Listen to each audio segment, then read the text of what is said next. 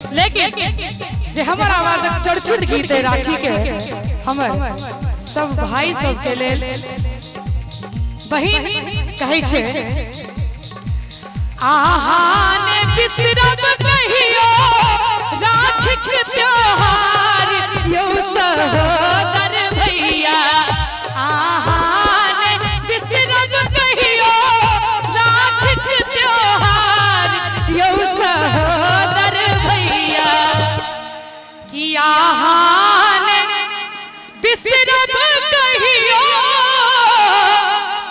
राखी के त्योहार यो सहोदर भैया।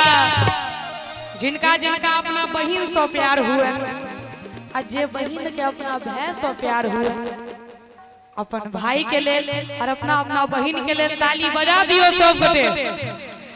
दैत रहब अहिना अपन दुलार यौ सहोदर भैया दैत रहब अहिना अपन दुलार यौ सहोदर भैया।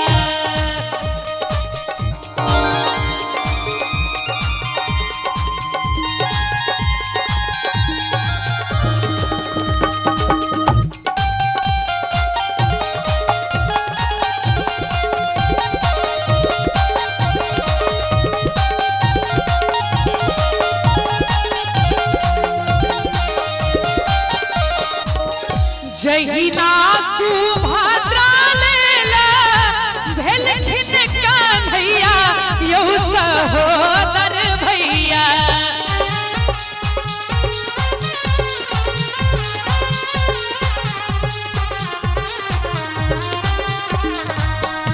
जहिना सुभद्रा लेला भेलखिन कन्हैया यौ सहोदर भैया कि जहिना सुभद्रा लेला भेलखिन कन्हैया यौ सहोदर भैया। तहिना तहिना आहा पर अछि